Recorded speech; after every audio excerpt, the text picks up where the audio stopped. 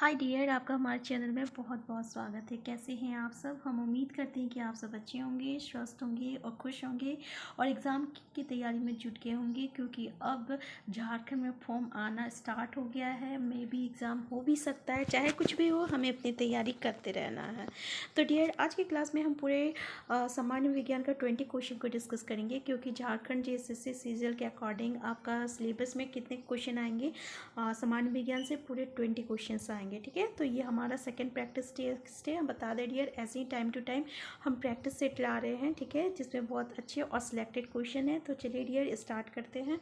पहला क्वेश्चन है हमारा, भीषण सर्दी में ठंडे देशों में पानी की पाइपें फट जाती है। डियर, सर्दी के समय में क्या होता है ना, पानी की जो पाइप होता है ना, वो फट जाता है। तो ऐसा क्यों होता है? पहला कारण तो क्योंकि ज़मीन पर पानी फैलता है। दूसरा, पानी की पाइपें के संकुचन के कारण। तीसरा, उच्च वायुमंडलीय दाब के कारण, या उपरोक्त सभी के संयुक्त प्रभाव से। तो डियर, इसका कारण क्या है? देखिए, क्या होता है ना कि ठंडे प्रदेशों में आपका भीषण सर्दी में क्या होता है कि पानी जो है ना, वो जमने लगता है। क्या होता है? पानी जमने लगता है ठंडा के कारण। उसके कारण क्या होता है ना कि उसके आयतन में प्रसार होने लगता है। ठीक है, आयतन में प्रसार होने लगता है। इसी के कारण जो है पानी का पाइप जो है फट जाता है। तो ये याद रखिएगा। तो इसका कारण क्या है आपका? क्योंकि जमने पर पानी जो है फैलता है। ठीक है, नेक्स्ट क्वेश्चन है आपका, ऑप्टिकल फाइबर का आविष्कार किसने किया था? डियर, ऑप्टिकल फाइबर का आविष्कार किसने किया था? तो याद रखिएगा कि ऑप्टिकल फाइबर का आविष्कार जो है आपका नरेंद्र कपानी ने किया था। किसने किया था? नरेंद्र कपानी ने किया था। ये भारत में ही जन्मे एक अमेरिकी वैज्ञानिक है। याद रखिएगा, भारत में जन्मा हुआ एक अमेरिकी वैज्ञानिक है। ठीक है, ये याद रखिएगा।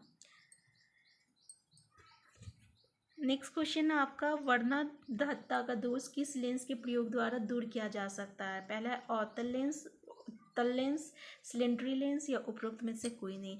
तो डियर, इसका आंसर क्या हो जाएगा? याद रखिएगा, इसका आंसर जो है आपका आंसर डी जो है करेक्ट आंसर है, यानी उपरोक्त में से कोई भी नहीं। ठीक है, देखिए डियर, ये एक ना आनुवांशिक रोग होता है जो कि विटामिन ए की कमी से होता है। याद रखिएगा, किसकी कमी से होता है? तो विटामिन ए की कमी से होता है। और ये एक आपका कैसा रोग है? तो आनुवांशिक रोग है, ये याद रखिएगा। ठीक है, इसलिए इसको किसी भी क्या कहते हैं, लेंस की मदद से ठीक नहीं किया जा सकता है।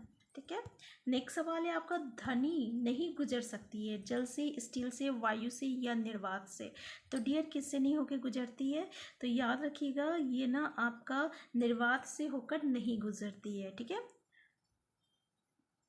और ध्वनि कैसा तरंग होता है डियर? तो ये एक होता है ना, एक यांत्रिक अनुदैर्ध्य प्रकृति की तरंग होती है। ठीक है, और ध्वनि के संरचन के लिए माध्यम बहुत आवश्यक होता है। ध्वनि के लिए क्या होता है? माध्यम जो होता है बहुत ही आवश्यक होता है, ये याद रखिएगा। ठीक है, नेक्स्ट क्वेश्चन है आपका, आर्द्रता का मापन किससे किया जा सकता है? पहला है हाइड्रोमीटर, दूसरा है हाइग्रोमीटर, तीसरा पायरोमीटर, या लैक्टोमीटर। तो डियर, इसका आंसर क्या हो जाएगा? याद रखिएगा, आपका आर्द्रता का मापन जो है हाइग्रोमीटर से होगा। ठीक है, यानी इसका आंसर क्या है? आंसर बी है। और लैक्टोमीटर से हम लोग क्या नापते हैं डियर? तो हम लोग दूध का घनत्व नापते हैं, याद रखिएगा।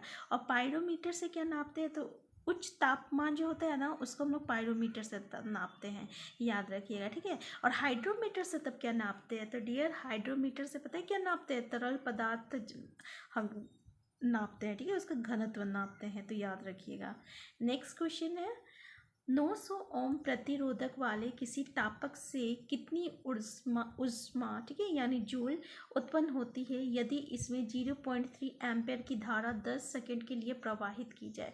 यानी 900 ओम मतलब रेजिस्टेंस कितना हो गया डियर? रेजिस्टेंस, इसको हम लोग प्रतिरोध कहेंगे, वो 900 ओम हो गया। ठीक है, और करंट कितना है आपका का? तो 0.3 एम्पेयर, इसका मतलब धारा जिसको बोले तो 0.3 एम्पेयर है।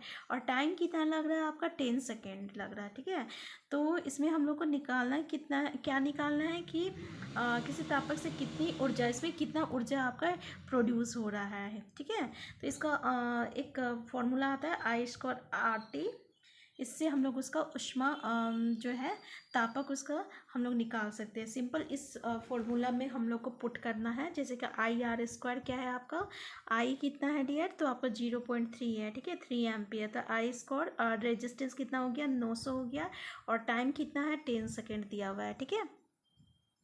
तो इस तरीके से इसको जब हम कैलकुलेट करेंगे तो आप लोग कैलकुलेट कर लीजिए डियर, 0.3 एम्पियर का होल स्क्वायर इंटू आपका 900 इंटू 10।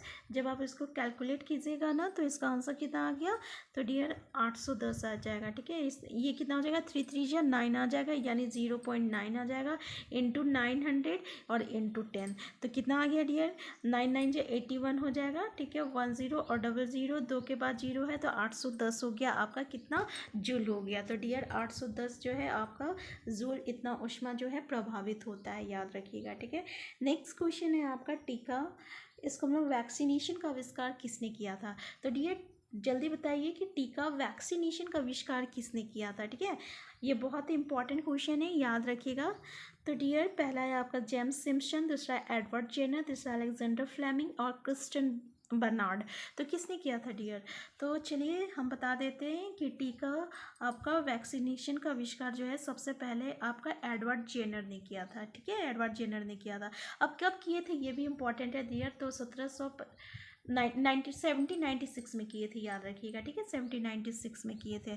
और ये किस चीज़ का वैक्सीन की खोज की थी, ये भी इंपॉर्टेंट है, तो याद रखिएगा, ये चेचक की वैक्सीन की खोज किए थे, ठीक है। तो टीका जो है इसका वैक्सीनेशन सबसे पहले एडवर्ड जेनर ने 1796 में किया था, जो कि चेचक की वैक्सीन की खोज की थी, ये याद रखिएगा। और अलेक्जेंडर फ्लेमिंग तो पेनिसिलिन की खोज की थी, ठीक है ना, ये तो याद है आप लोगों को। और ये जो है आपका क्रिश्चियन बर्नार्ड को किस लिए जानते हैं, तो डियर ये ना सबसे पहले सफल हृदय प्रत्यारोपण किए थे, यानी हार्ट ट्रांसप्लांट के लिए इसको जाने जाते हैं क्रिश्चियन बर्नार्ड को, ठीक है। नेक्स्ट क्वेश्चन है आपका, एकमात्र धातु का नाम बताइए जो जीवाणुरोधी होती है। डियर एकमात्र ऐसा धातु है जिस पर ना कोई भी जीवाणु नहीं लगते हैं, ठीक है, या उस धातु पे नहीं लगेगा, या उसके मिश्रण वाला धातु पे भी वो नहीं लगेगा। तो क्या है आपका, सोडियम है, एल्यूमिनियम है, लोहे या तांबा है, यानी कॉपर है। तो क्या होगा डियर इसका आंसर, तो याद रखिएगा इसका आंसर क्या है आपका, तांबा होगा, ठीक है, यानी कॉपर होगा।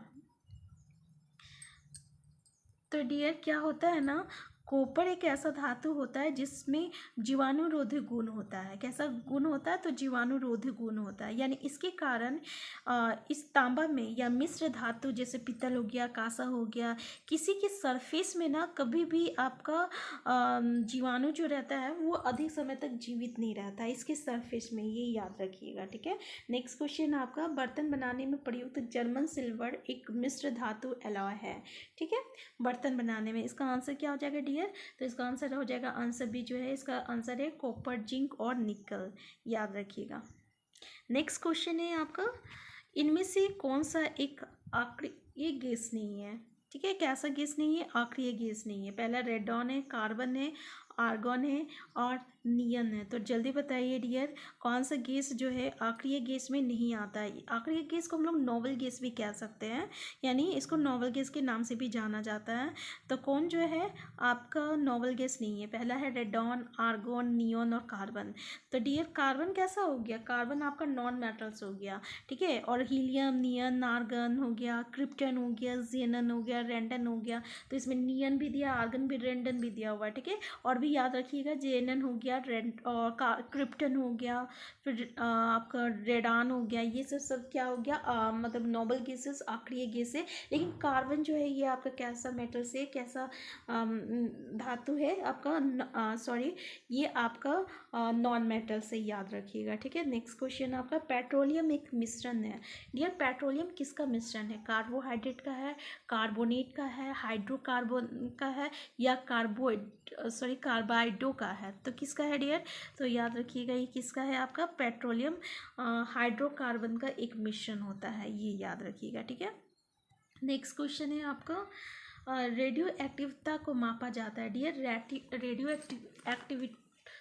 रेडियो एक्टिविता को मापा जाता है, किससे मापा जाता है, पहला है गाइगर मूलर कॉन्टेक्ट द्वारा, पॉलिरीमीटर द्वारा, कैलोरीमीटर द्वारा या कैलोरीमीटर द्वारा। तो डियर किसके द्वारा नापा जाता है? तो याद रखिएगा इसको हम लोग गाइगर मूलर काउंटर द्वारा नापते हैं रेडियो एक्टिव को। ठीक है डियर, ये एक प्रकार का ना कण डिटेक्टर होता है। कण डिटेक्टर क्या होता है? यानी ये एक परमाणु विकिरण जैसे कि अल्फा बीटा गामा, इससे हम लोग पता लगाते हैं। ठीक है, नेक्स्ट क्वेश्चन है आपका, मानव शरीर में पाचन यंत्र का सबसे लंबा हिस्सा कौन सा है?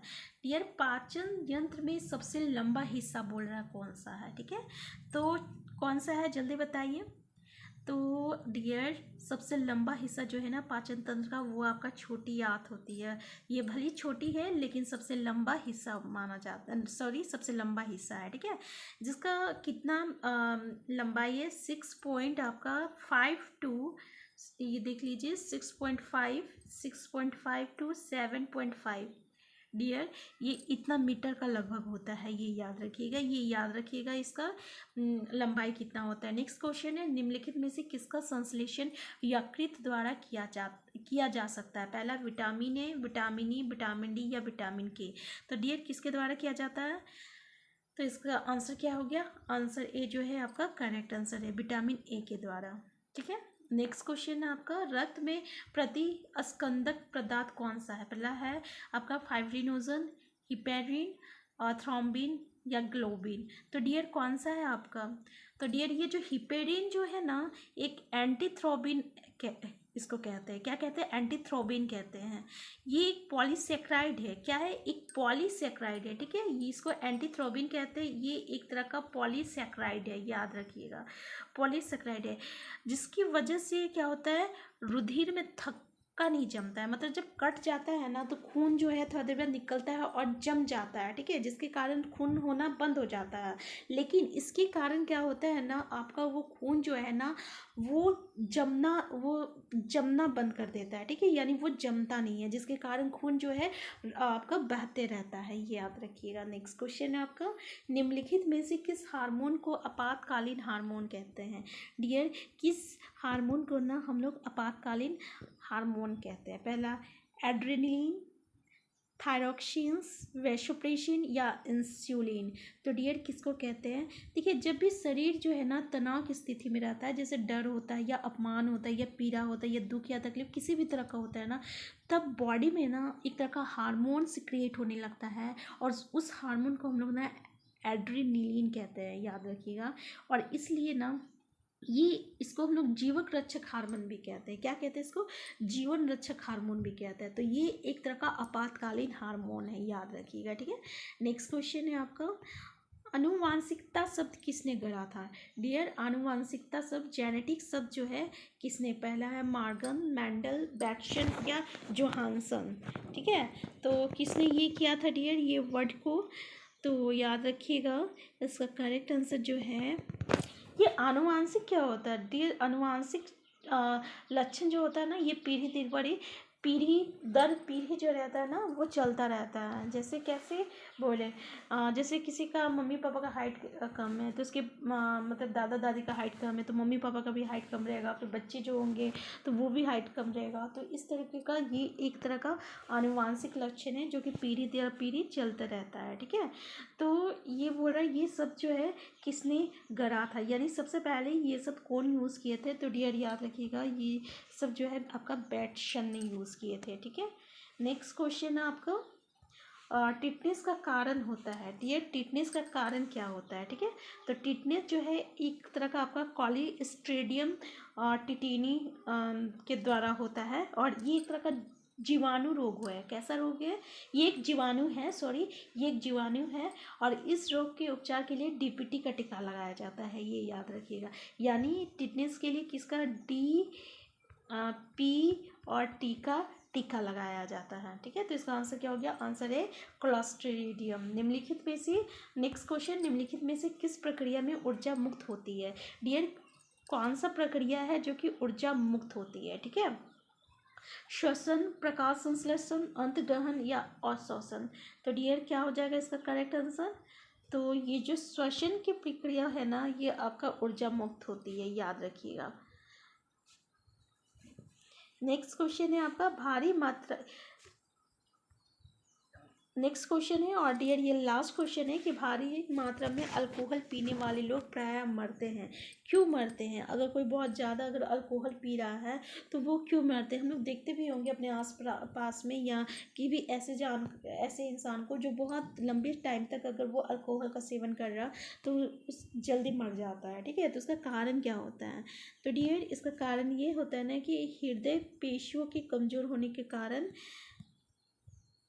क्या है, कार्डियक अरेस्ट से, ठीक है। हृदय पेशियों के कमज़ोर होने के कारण कार्डियक अरेस्ट से उसकी मौत हो जाती है, तो याद रखिएगा। तो डियर इस वीडियो में इतना ही, इसे आगे हम next practice set next video में करेंगे। तो अगर ये वीडियो आपके लिए हेल्पफुल है, यूज़फुल है, तो प्लीज़ इस वीडियो को लाइक कीजिए, और अगर चैनल में नए हैं तो चैनल को सब्सक्राइब करना मत भूलिएगा।